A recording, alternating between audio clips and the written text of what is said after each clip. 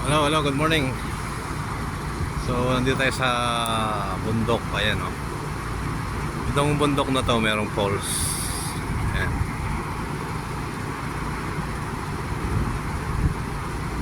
Kung makikita nyo, ayan, sinom natin. Kung makikita nyo, meron dyan na bundok. Ayan.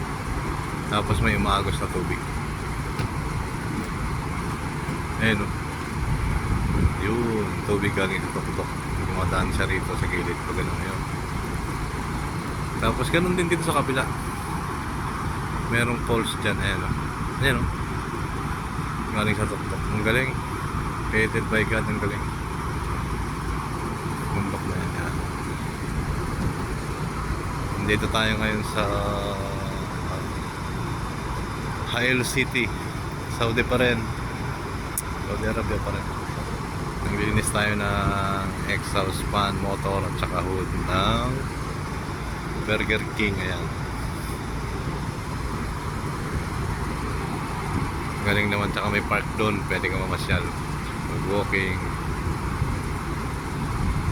Ayan. Ito yung mga kasama ko na mga galing na technician. Ayan. Ito si Ram Nepal. Ano? Second to the greatest technician ng aming kumpanya. Yan, Sasman.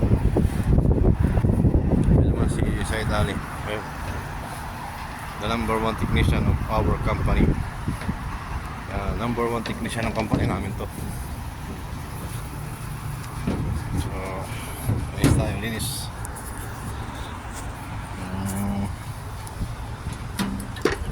Yan. Linis na ko.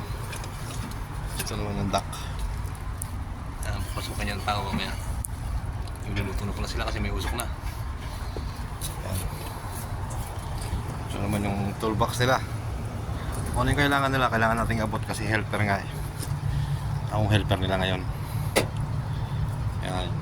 Yung toolbox nila is the transporter. Kompleto ng gamit. Pero China nga lang.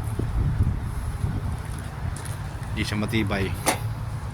Pero yung toolbox siguro matibay kasi bakal. Transporter. Ayan. Ginagamitan natin yan ng chemical. Yung tinatawag nilang soda. Sa atin yata ay powder tawag dito eh. Pag nadampi sa balat mo, sigurado tanggal ang balat. Kasi asido yan eh.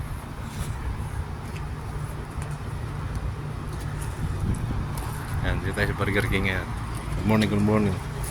Pero matatapos na tayo. Pag natapos natin ito, balik na tayo sa accommodation. Meron tayong bisita galing sa Riyadh.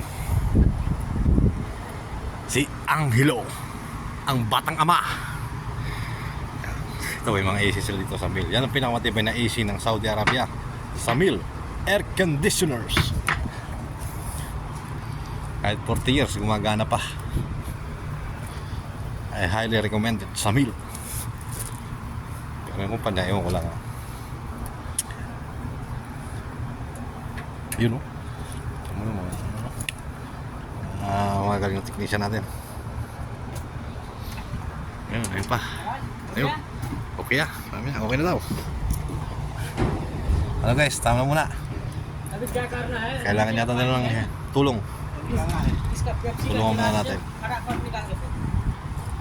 Guys, love you guys. Good morning.